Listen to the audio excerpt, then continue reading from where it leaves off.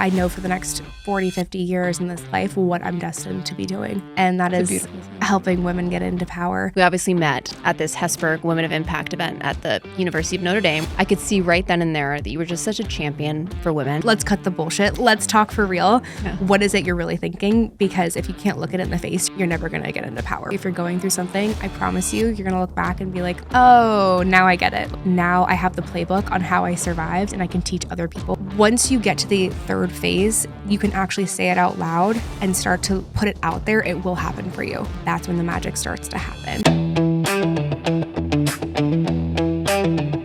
So we're doing this. We're podcasting. We're podcasters now.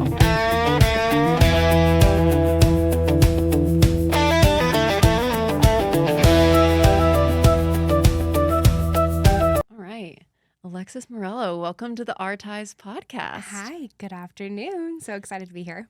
Yeah, we were so pumped to have you on. It's so funny. I was talking with Luke about this, but we obviously met at this Hesburgh Women of Impact event at the University of Notre Dame. We're both alums. Mm-hmm. And I remember you were just a ray of sunshine at this event. And I have some funny stories about that later that we can talk about. But I could see right then and there that you were just such a champion for women. And I wanted to have this conversation just to dive into, of course, your book, but even your journey of being here and everything. So just so thrilled to have you on. Likewise. Well, and see, this is the power of networking. This is the power of being in the right room. It's true. And you and I would not be here today had we not met and put ourselves in a room of 400 other people. It was a big group. Yeah, absolutely. So the fact that we even found each other, the fact that we connected, we chatted, and we kept in touch to the point where we are following each other, we're staying connected, we're knowing what we're doing.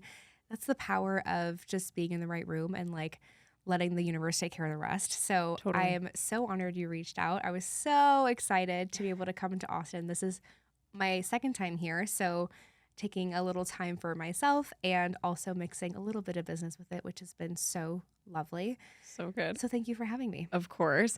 I'm glad Austin can be a little bit of your R&D time as well. Yes. Through this book tour, yes. Yeah. Yes, please. I need it. Yeah. So I would actually love to start with this premise of just talking about family and your family specifically and, what has made you who you are. I saw that in your book, your grandparents left Cuba after Castro, which and they came to the U.S. and started this whole new life. Tell me a bit about that and how that has kind of fed who your family is today and who you are today. Oh, yeah. Wow. This is a deep one. I will try and give it my best Wikipedia version. Yeah, please. Because if my mom was here, we could go into this for hours. I wish she was. But essentially, both my grandparents, I'm 100% Cuban. Both of them are from Cuba. And my whole family immigrated and, started a brand new life here. So it is really much ingrained in who we are to be entrepreneurs, because when you have that chutzpah to get up and leave a country and go do something for yourself, I think that's really when you really decide, who am I, what do I want to do, and how am I going to do it? Yeah. And I think that's always kind of trailed within who we are. And now this new generation up and coming of, we were born here, but our roots are from a whole different place. And how do you meld that into, who you want to be? Yeah. So I think for me personally, seeing all the things that my grandparents went through, and my grandparents actually lived with us growing up. Really? So they lived down in the first floor area. And I always remember wanting to just sneak out of my bedroom and go downstairs and run and sleep with them and be with them, because they were my favorite part of the house. So beautiful. And so growing up, we ate Cuban food every night. I know no different. I've always been bistec empanizado y ropa vieja. And that's how we grew up.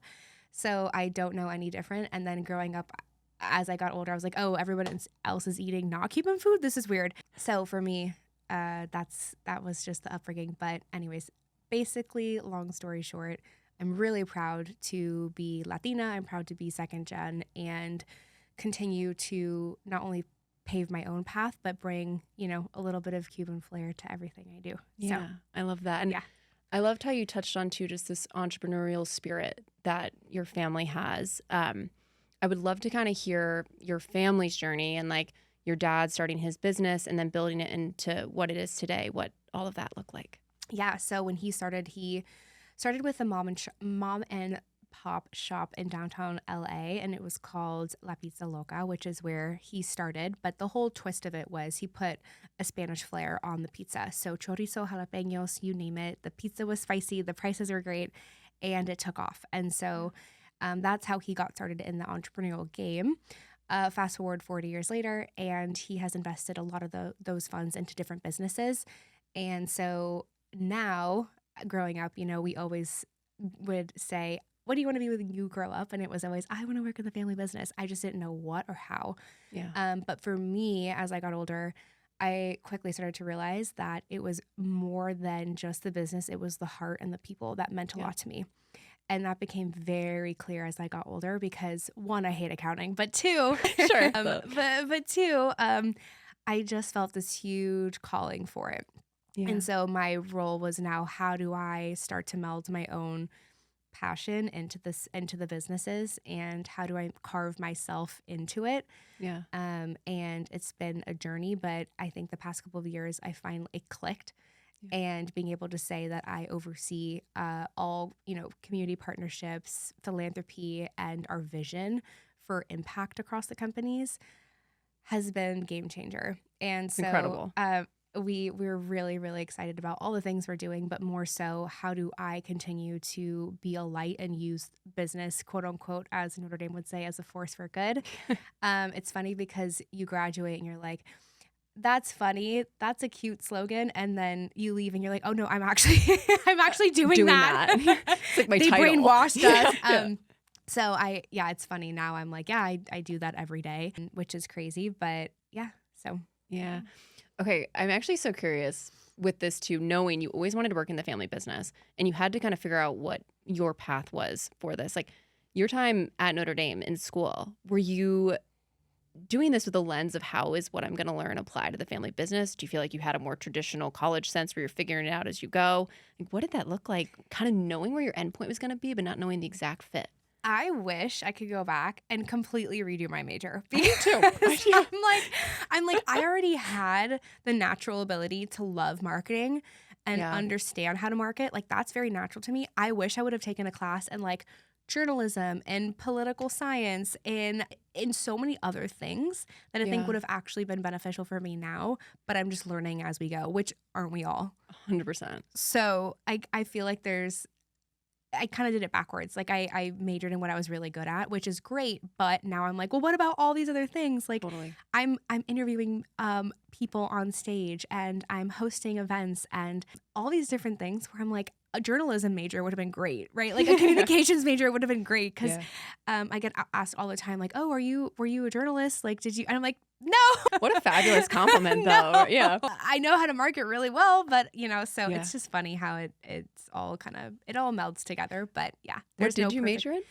Business marketing. Okay, you did marketing. Mm-hmm. I feel like I've talked about this with a lot of people now too, about how much I actually wish I could go back to the beginning of college and what I would have changed, because it really is such a privilege to get an education like that, and you just want to soak up all these different types of things that you could be learning. Like, there should have never even been maybe this one class is easier, so I'll throw that into my schedule. Like, no, you should go take as hard of classes as you possibly can.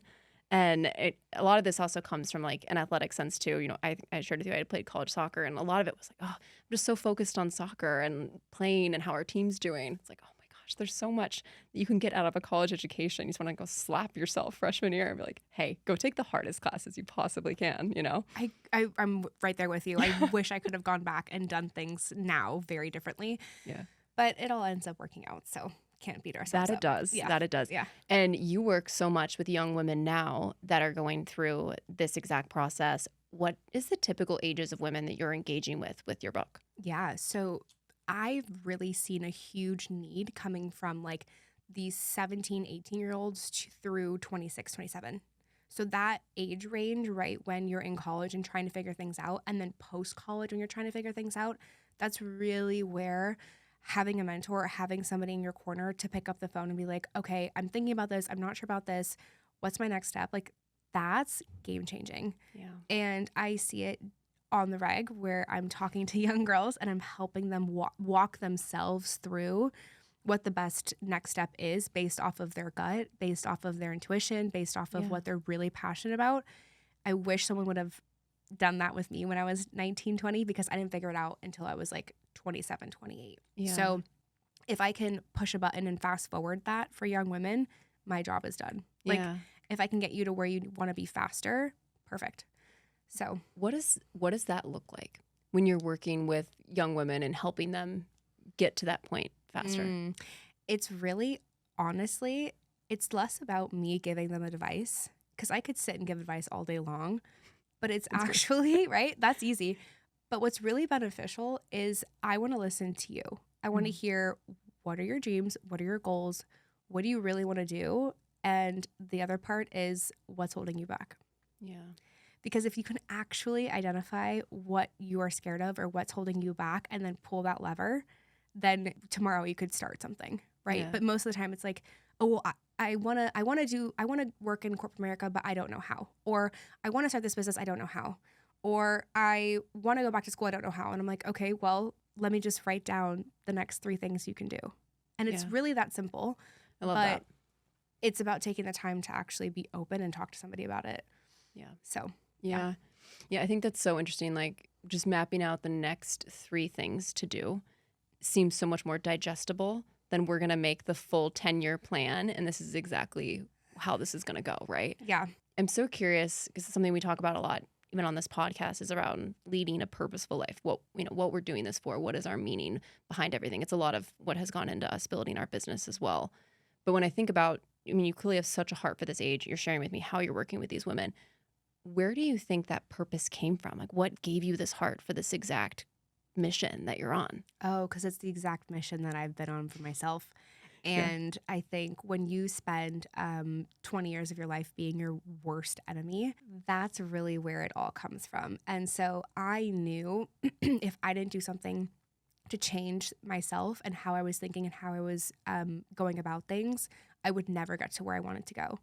And it took a lot of honesty. And in the book, I talk a lot about all the doubts and all the awful things. But looking back, I see how now all that pain is actually going to fuel my purpose in this life. Yeah. And I wouldn't change it for a second. I wouldn't change it for the world, because I know for the next 40, 50 years in this life what I'm destined to be doing.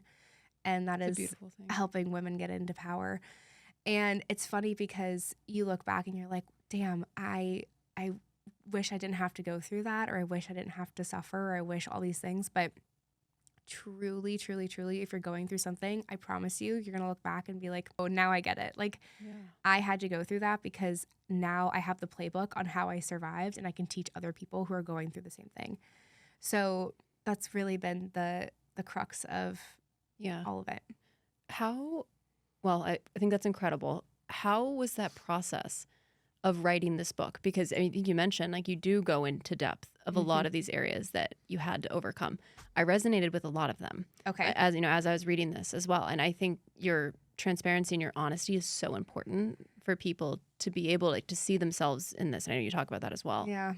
How was that process of writing a book about this, where you're truly talking about some of the biggest insecurities in your life? I got to imagine it was emotional. What convinced you to truly do that? I mean, oh my gosh. Yeah. Honestly, I found it very healing. Really? And I felt like I was called to do it. And I kept feeling like I need to go to Barnes & Noble. I need to go write. I need to go write. And I don't know why. I just felt this, like, I need to go write.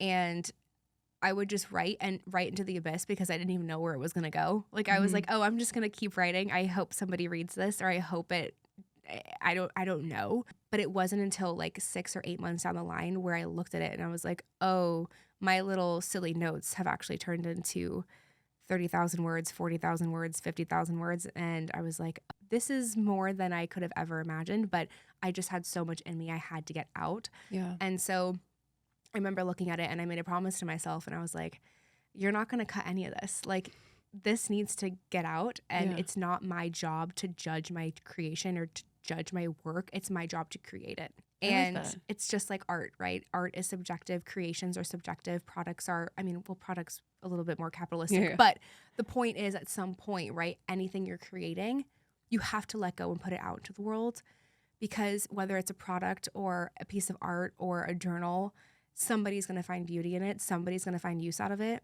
Yeah. And you just have to let go of that judgment that we carry for ourselves and say, I don't care. I'm going to, at some point, you have to put it out into the world. Yeah. So that's really where the guts came from in terms of this book, because it was a little scary.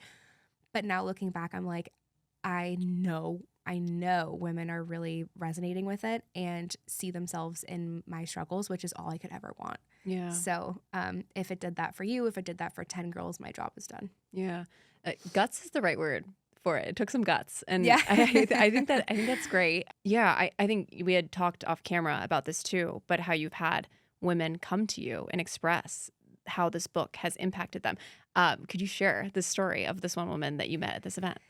Yeah, so last week, I'm on my book tour currently, and we had this lovely event last week in Vegas. We had over 100 women come, and we had a panel discussion on creating authentic community. And then I also had a chance to sit down and sign and give away a lot of my books. And one of the ladies came up to me and said, I want you to know that I bought your book, I read it, and it changed my life. And I said, that's amazing. And she looked at me and she pulled out a whole 5 pages of notes and said, I wrote down all the negative things I thought about myself, and then I crossed them all out and rewrote new ones. And this was because of you. And so it's like, okay, if you can change one life or do something that's going to, like you said, have a purposeful meaning to it, my job is done. Yeah. And you have to just let it go and put it out into the world and know that, that's enough. It's not for anyone else to judge. It's for you to create. Yeah. So, yeah. And for the audience who hasn't read your book yet, you have prompts within the book, which I think is actually very great and interactive as you're reading, to be able to go in and reflect. And one of them was write down the negative things you've thought about yourself, and then you're going to go and refute them and go against them. That was one. I'm like, reading this at night, I'm like, am I going to start crying reading this book from my friend Alexis? Oh my gosh. What a crazy experience though. And so it's so sweet to hear that this woman came to you and shared that, because I also think it's great to never let a compliment go unsaid, right? And she shared the impact that your book had. I think you talk about this journey where you really had to overcome a lot of those different things. Like, I would love to know for you what actually moved the needle, because I think in this book, right, you talk about this process and you came into your own power and you were able to look at your insecurities and get over them. But like, what were functional tools for you that you saw really helped you in that process? So one of the things is that the book will walk you through it, but there's 3 phases, right? And the first is not for the weak, and it is emotional, but very on brand for me is going deep, right? Like, I think if you can't go deep and look within, you're never going to get to where you want to go. Like, you're just going to live aimlessly. So let's cut the bullshit. Like, let's talk for real. Yeah. What is it you're really thinking? Because if you can't look it in the face, you're never going to get into power, right? Like, power comes from within, and as hard as it is, phase 1, if you haven't done the work, you're not going to get to phase 3. Part 2 is really, okay, now that I know who I am and I know what I want to do, how do I build the people around me that are going to help me get there? Yeah. And then the third part is, I'm ready. I gotta share. I gotta put this out into the world. I gotta put myself out there, as scary as it is, because that's really how you're gonna get into power. And so whether that can be, I really want to work for Goldman Sachs, or I really want to start my own company, or I want to be a journalist, whatever that may be. Yeah. Once you get to the third phase, you can actually say it out loud and start to put it out there. It will happen for you. So leave it to me to not nice and real. Great. But yeah, once you put it out there, then that's when the magic starts to happen. Yeah. So I see so much, I think, of myself in the young girls that I get to help, but more so in the conversations that we're having about it. I have yet to be on a podcast or have a dinner or have an event where I don't sit down and I actually have like a real conversation where I feel so connected to somebody. And that's really what it is. It's as simple as just being real and taking that next step, whatever it is. Like, there's always inspiration from a conversation, regardless of what it's about. And so, and I see that a lot in the work that you and your husband are doing. I think it's phenomenal. I think because you have put in your own purpose into your product, it will take off. It will help somebody out there. and whether or not it becomes the number one business in the world or not, irrelevant, because you are going to learn along the way. You're going to build community along the way. You're going to build yourselves. You're going to help people as well as make money. And I think we need more examples of that today more than ever before, because there's, first of all, room for all of us to succeed, period. And second, there is space for businesses to make a difference and to be profitable at the same time.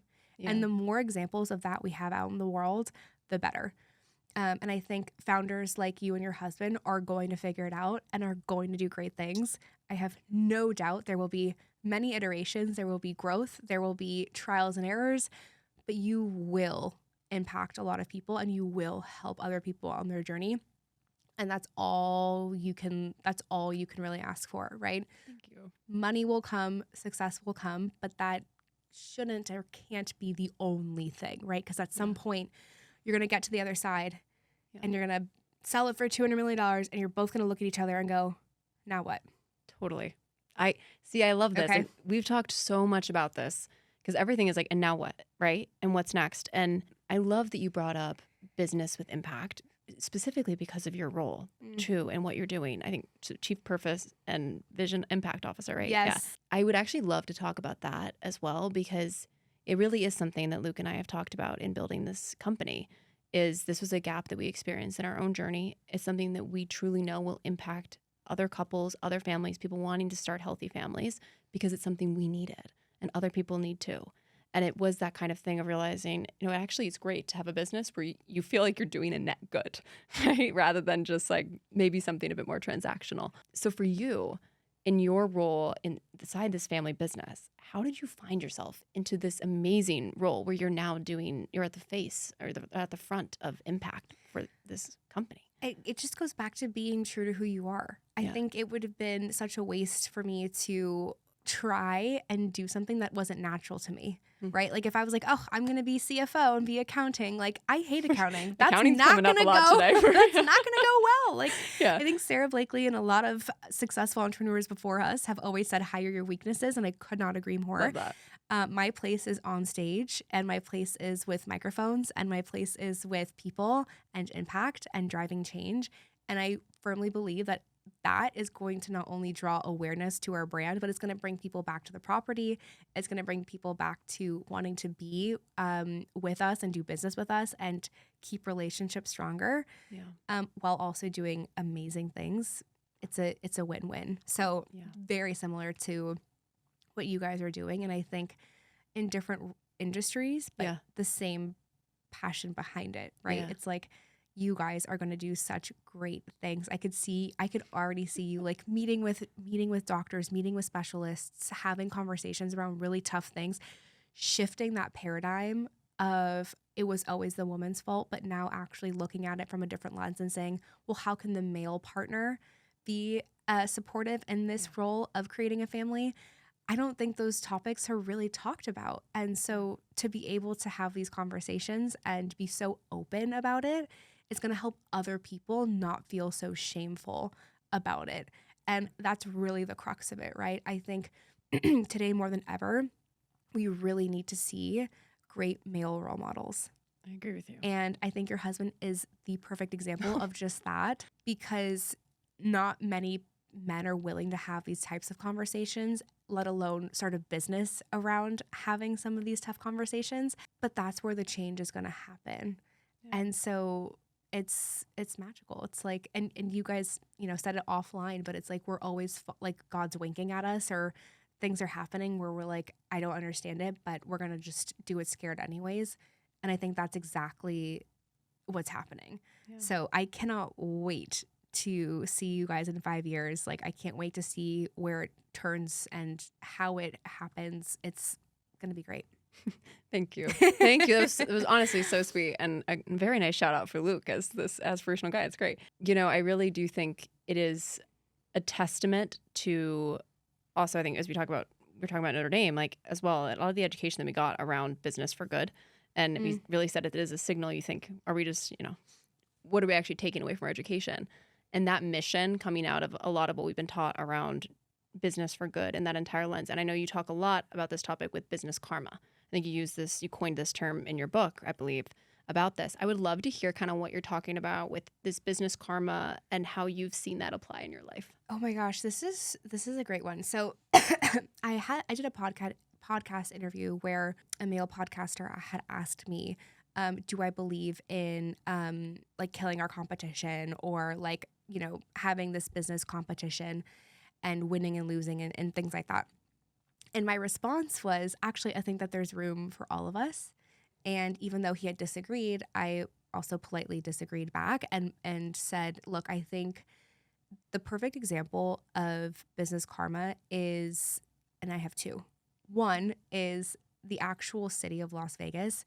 When a big act or sports or something comes to the city, every single hotel on the Strip wins. Because it increases foot traffic, it increases purchasing of food, it increases our hotel room rates, it increases occupancy, right? Irrespective of the fact that there's 15 plus different hotels on the Strip, right? So when no doubt when these big acts come to the Sphere, we're all going to win because somebody is going to come and stay at our hotel, right? Yep. And I think for the audience too, I think the Sahara, right? That's your family, right? And the Strips, Correct. You're able to see everything right there. Yeah. Correct. So I think it's the perfect example of like, yes, do we all have different offerings and different hotels or different restaurants and different pools and different things? Yes, of course, right? Yeah. Is there competition innately? Sure. But there's room for all of us to make a profit. And that's the whole point, right? There's Totally. no like, oh, I got to kill the person next to me. No, let them be, right? Like they're going to attract the win is going to attract a completely different audience and a completely different person that's going to stay with us. And that's okay. Yeah. But when good things happen in the city, all of us are going to win. Yeah. And so it's the complete opposite of like, I got to kill my competition. Like, let them be. Let them bring different acts. Let them bring different things to the city, and we'll both make a profit. Yeah. Why do I have to, it's Of course. What is the saying? Rising tide lifts all boats, right? Yes. Yes. Yeah, I actually think I relate to this a lot in the male fertility space because there are a few brands that are starting to launch in this space. We need more brands to be talking about this. Like, it absolutely lifts all boats, right? Because then we're all spending money to increase awareness about this topic. Bring them all in, right? Right. The competition is actually quite helpful. Right. And I think obviously at a way bigger scale, like that absolutely makes sense with what you're saying. Yep. I also have not been to the Sphere. Is it crazy? You gotta come. It looks incredible. It's unbelievable. I saw Backstreet Boys there, and I just No way. could not believe the level of technology in that room. Like, it's unbelievable. Yeah. If that is the future of concerts, then I hope there's Sign thousands me of up. Spheres. Yeah. Okay. I mean, no better place than Vegas, I'm sure. Exactly. Yeah. And then the other point, the Yeah, other please. example I have to this is like business of her, right? There are now more than ever so many female communities being built and spaces and places and events being built, right, around women all over the place, right? And I could look at it and say, oh, that's my competition. Or I could look at it and say, no, there's never not enough. Mm-hmm. And there's going to be different women at different events.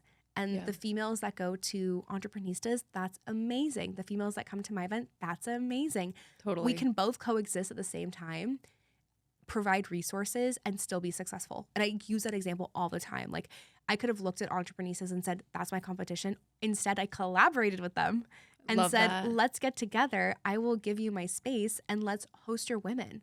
Because now all of a sudden, that's a cross collaboration. Totally. Right? Now, people, when they need us in Vegas, they'll think of us. When they think of a national platform, they'll think of them. Whatever works, right? But there's space and place for both of us to play. And same with Vegas. Like, there's so many different communities now coming to be. And I think that there's more than just a Strip. There's girlies that just want to have like a wellness day. And there's so Sign me many up. wellness events in Vegas. Oh my God. Okay, that that's what I'll reminds me. come for. Let me connect you. Let me connect you. There's one every week off the Strip. There's literally so many wellness events, and they're drinking kombucha, and they're doing yoga, and they're talking moms. There's so many events. You could literally just piggyback and show up and start talking about your brand. Like, it's that simple. Point being, though, the girls that come to my event are looking for something totally different than the Pilates and wellness event. Yeah, But can we both coexist at the same time and be successful? Yes, we can. totally. So it just drawing to the point of like, I'm so tired of this like doggy dog eats world. We have to kill the competition conversation. I want to shift that narrative and showcase that there literally is space for all of us. Yeah. So It's so interesting because there's so many conversations around how women present differently in business and the benefits to that. And I do resent any implication that like women aren't competitive. Of course we are competitive. But I do think there's also an element of like collaboration and being able to take some of the more like personal lens looks in a way that just women are really great at naturally. I know you talk about this in your book a lot.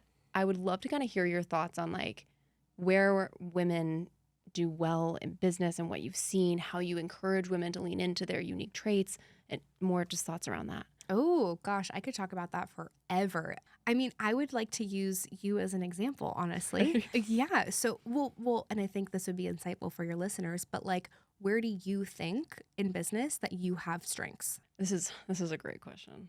So see, we're doing like your book live. This is good. You know, one thing, and this is not necessarily one that maybe reflects like directly how the business looks today, but one has been I just never really take my foot off the gas. I'm very much a driver and I've always been that way. Ooh. Wait, I love this. I'm very determined. I love this. And I think in a startup sense and an entrepreneurial sense, it's been something that has served me well because there's going to be bumps in the road. There's going to be days that are great. There's going to be days that are hard. But I'm very focused on like just stacking days. And that's something that, I mean, I grew up playing soccer my entire life, competitive soccer, played at the University of Notre Dame.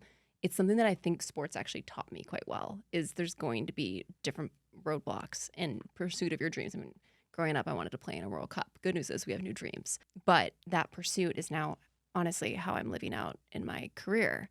And that, I would say that's one. I would say another is also just like vision and storytelling. And that has been big in our brand because we really wanted to create a brand that is something that will attract women and resonates with women, but is approachable for men as well. So looking at that balance is something that has really pulled on my storytelling. And I will say from a couple perspective, I'm very grateful to get the male lens from Luke because I have to take what he's saying from like what would resonate with him as a man and use that insight to then put it into our broader story. And so we really have partnered on that storytelling. But I would say it's something that I'm confident in. Wow. See, okay, so when women hear that, and I asked you that question specifically because I want them to see how well and how articulate you were to answer that question. Because most of the girls that we will ask, like, oh, how do you show up at work, or how can women step up and be successful and all these things, right? And it's like, can you actually articulate what you're good at? Yeah. And I would argue most of us can't. We have a really hard time with it. We go, It gets uncomfortable. Yes. For sure. To talk about yourself, to be like, oh, I'm good at this. I'm good at this. Most people we don't like doing that. So I want to make sure, like, if you are listening, can you do what Cameron just did, right? Like, can you, and that's my best advice, right? It's like, if you want to show up and be your best self and really nail it in your career and show up as a female and be successful in business as a female, do you know what you're good at? Can you articulate it? And sometimes it's okay that your strengths look very different from the everyday, right? Like, the things you said are a little different than what is the average person saying, oh, well, I'm really great at organizing. I'm really great at analyzing. I'm really great at reading spreadsheets. It's like, no, you said very different things, right? Yeah. But you had to do the work to make sure that you knew what those were and how to articulate them like this. Yeah. In 30 seconds, can you say it? And whether you're going to a job interview and somebody asks you what your strengths are, if you can't do what you just did, get out. I don't want you. It's kind of true. Right? Yeah. So going back to doing the work, it's like, I need for women to actually sit down and figure out, know yourself. What are you really good at? Because that's what's going to help you show up confidently. And if you don't know, do the work to figure it out. Yeah. I think that's awesome. Honestly. Is that something you do when you're mentoring young women? Yes. To help them figure out where their skills are? Mm-hmm. Yeah. Yep. And a lot of the ones like 18 to 25 don't really know. But it's like, okay, hold on a second. Yes, you do. Let's go through what you hate. Yeah. What do you really not like? Let's just process of elimination. Yeah, this. let's go. Right. Let's go through all the things that you're like, no, because that's half the battle. Yeah. So I always like to say, let's go through it. Let's make a list and then start to practice saying it out loud so you feel comfortable to the point where you believe it. Yeah. Because if you don't believe it, then how are you going to sell? What are we doing? How are you going to interview? Yeah. People know. People, like, you try an interview and it's like, if it comes off inauthentic, people know now. It's hard to do one where you're lying. Yeah. It's hard. I feel like people are actually very good now at reading authenticity because for so many reasons. I think we have a lot of things, obviously, that are like, we go in a whole AI conversation or something here. We don't need to do that. But I think people's meters are very elevated right now for when people are being authentic and not. And it's a challenging time when you're like, it's hard to almost figure out like who is really in things for the right reasons as well. It was something that stood out to me for your book was your level of authenticity in it. Because it's clear you did the work to be able to prepare for this book. And I know earlier you were sharing that you truly did not like edit this in the sense that you left it unfiltered. Unfiltered is probably the right description for this because you really did just go hands off in a lot of areas. Yeah. I do want to touch on mentorship though, as we're here. So I know in the book you actually talk about some stats around mentorship. I would love for you to share those just so we can kind of level set on the importance. Okay. So I always like to share the stat of where women are in terms of getting mentors. And I think we think it's a lot, but in reality, it's not. Today, only 37% of women have a career mentor. And of the 37%, only 17% got those mentors by directly asking. Interesting. So think about that. Think so about others that were for a second. assigned to them or something. Sure. Okay. Right. Or somebody connected you or somebody, right. If only 17% of us are actually going out and asking, that means that there's like over 70% of us that aren't even getting the guts to go ask, which to me is a huge problem. Yeah. And so the story I share in the book is about how I had that realization of, oh my God, I know why women aren't asking. And they're not asking because when it comes down to it, if somebody gives you their cell phone number and says, hey, I'd love to give you advice, most of us actually will sit on that number and not make a phone call or not shoot a text. Why? Because we sit there and we think, oh, she's too busy. Oh, she's running an empire. Oh, she's got 4 kids. Why does she have time to answer my stupid questions? Yeah. And that's exactly what I thought to myself. And it wasn't until I had that experience where then I went, oh, now I know why all the girls I gave my cell phone number never call me. Yeah. And it's silly. It's silly because I'm over here like, where are they? Why are they not calling me? Why are they not texting me? I'm like, right? But it's like, oh, now I know why. Now I know why.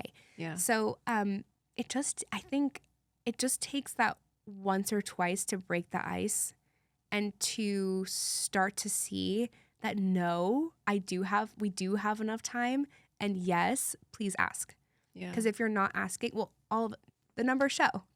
We're not asking. Yeah. And I think we talked about this a little bit before, but men kind of naturally have that confidence, right? I think a lot of them confidently will ask for, let's talk about this business deal. Let's talk about this number. Let's talk about this. And they don't really hold back. They're going to do it, right? Yeah. But for whatever reason in our career, we always maybe empathize a bit too much. We over empathize a bit too much. And we think about the woman before we think about ourselves, right? Interesting. Like, if I'm going to reach out to you, I'm like, oh, she's launching a business. Oh, she's doing all these things. She's too busy. I don't want to bother her. Yeah. Whereas it's like, no, let's ask. You don't know because they might actually have time for you. And not only that, they might be really excited to hear from you. Yeah. So don't take that opportunity away from somebody. And guess what? If they don't respond, that's okay. No sweat. That's okay. A lot of people don't respond. Yeah. But somebody will. So please, please, please shoot your shot. Make the ask. You never know. And turns out when I actually did have the guts to start reaching out to people, they all said yes. Yeah. And not only that, they would nominate me for something or they would help me in ways that I had no idea was possible. Totally. And I remember thinking like, wow, I can't believe she's doing that. But then I'm like, no, but that's exactly what I'm doing for girls 10 years younger than me. So why is that so shocking? Totally. Right? Yeah. It's like, I'm dying to help. But if you don't ask, how can I? Yeah. So I think it's such an important conversation. I mean, funny enough, I think where we met, the Hesburgh Women of Impact event, which is just a Notre Dame women's event for alumni and donors to come in and to chat, you were on a panel. And it was with the younger group of women that were there. And I think it was you and 5 other amazing women. And we were in just the Q&A period. And I actually asked the question to the group of you of how had a mentor played a role in all of your careers. And I think you were the youngest by far actually on this panel. And my reason in calling that out is the other women said I actually did not have a mentor because there really weren't other like professional women in my field. And there really weren't that many mentors available to me.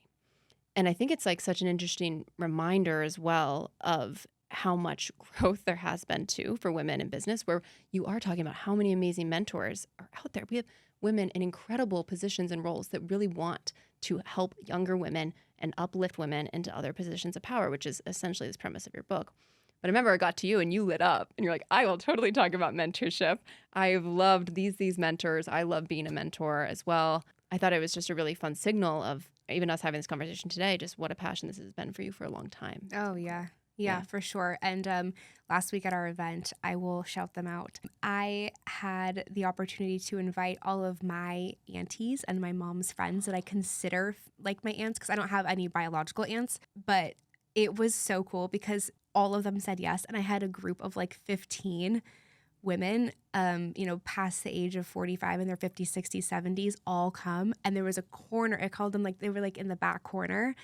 And I shouted them out when I was on stage and I said, and by the way, like, we're all here to help each other. But more importantly, like those women back there, they're the most knowledgeable women that have been in my corner my whole life. Yeah. And have shown up for me and given me so much inspiration and advice. So please go talk to them. And all of them, like, they got it. Like they knew. And not only, they were introducing each other to I love it. People on the floor. They were like, "Hi, I'm Alexis' auntie, and hi, we're related. How can I help you? What are you doing?" And like, they're like, "Oh, what are you doing? And how can I help?" And it's like they are just as excited, to your point, to be there. Yeah. Because they're in their 60s and 70s, and they have so much to give, and they've been through it all. So how can and they wouldn't be there if they didn't want to be there. Yeah. Like they have a million other things to do, but they're there. And so it's just about being in the room, and you just never know who's in the room. Yeah. You never know how putting yourselves in those rooms is going to come back to you, a year, 2 years, 3 years later. Yeah. I mean, look at us now. Yeah. Crazy. It has been a few years, huh? Yeah. It's crazy how fast time's gone.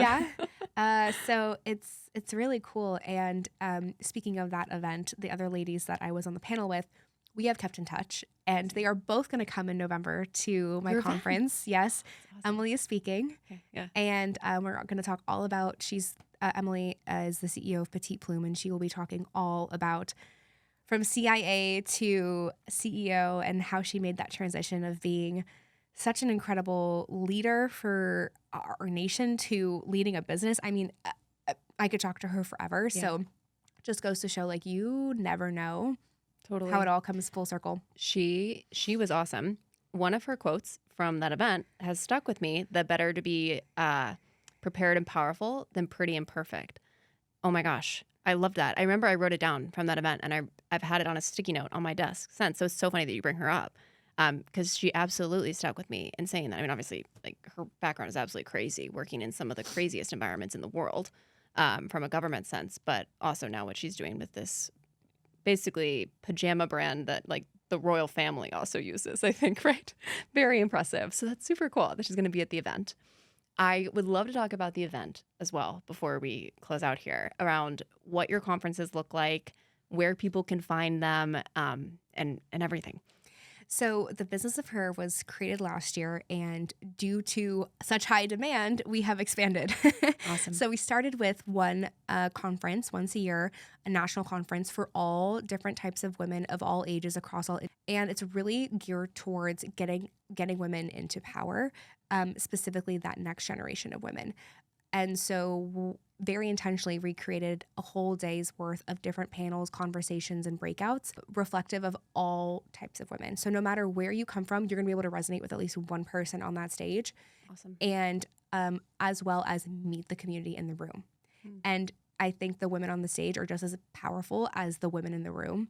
And it's really been amazing. I think now, because of the demand, we expanded and actually did 3 events this year, one of which Wow. I took to Notre Dame. Oh my gosh, I didn't know that. Yes, we did a Business of Her conference at Notre Dame. It was 150 girls, undergrad, that showed up. Oh. And 80% of them were currently on scholarship. And we found a sponsor to cover all of their tickets. It was gorgeous, beautiful, all the things. We had the CEO of Girls Who Code come and speak. We also had Monica Lozano come speak. She currently sits on the board of Target. She also has formerly sat on the board of Disney and Apple. So she is a very, very highly regarded woman who gave us the insights of how she got to first sit on her first corporate board. Now imagine listening to that conversation when you're 18 years old. No kidding. Pretty powerful. It's awesome. So the fact that all of them, the feedback was, thank you for doing this. This was my first conference. This is the first time I actually saw women look like me on stage. And also, this is the first time that I didn't feel like it was so far away from me personally, because I had invited my girlfriends I graduated with who now work at Amazon, work at Apple, work at high-level banking. Yeah. And all of them explained how when they graduated, they were nowhere close to where they are now, but it all ended up working out. And so I think a lot of them saw themselves 8 years out versus 40 years out. Yeah. And not being able to relate, it felt really relatable for a lot of the undergrad girls. So we have expanded. We took it across country.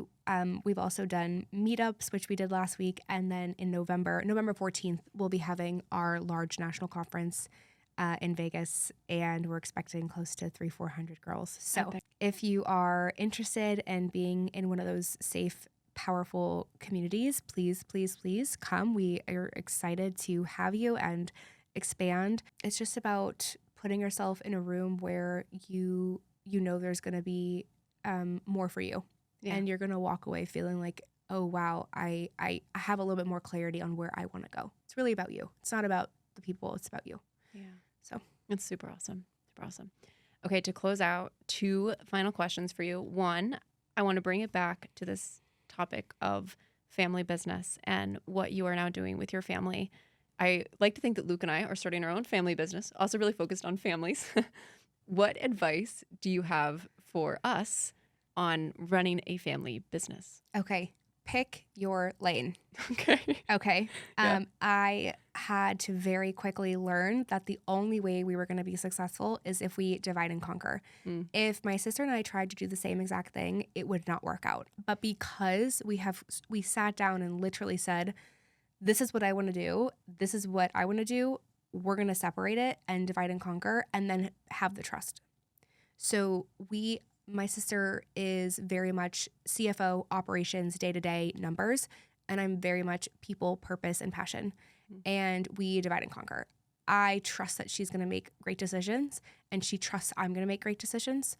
And because of that, it has allowed for us to be really good at what we're supposed to be doing instead of meddling in each other's business and getting on each other's nerves. Yeah. So I think that for me is the biggest piece of advice I could give you is figure out what you're really good at, figure out what he's really good at, and divide and conquer. Have trust. If you guys have questions about things or are unsure, want to brainstorm, definitely. But at the end of the day, let that be your decision and let that be his decision on what domain you have, right? If you're going to oversee marketing, you can ask him for advice and move forward. But at the end of the day, you call the shot. Or if he is going to oversee product and you're like, okay, you're going to brainstorm, but at the end of the day, let that be his call and have that trust in each other. Because if you both try and do the same thing, it's not good. It doesn't work. It's probably not going to go well when you go home at night. So I think at the end of the day, it's really about shared trust that both of us are at the end of the day going to do what's best for the organization. Yeah. And if there's something that comes up, we're open and honest about it. But at the end of the day, you have to trust that person, give them the autonomy to make a decision. Yeah.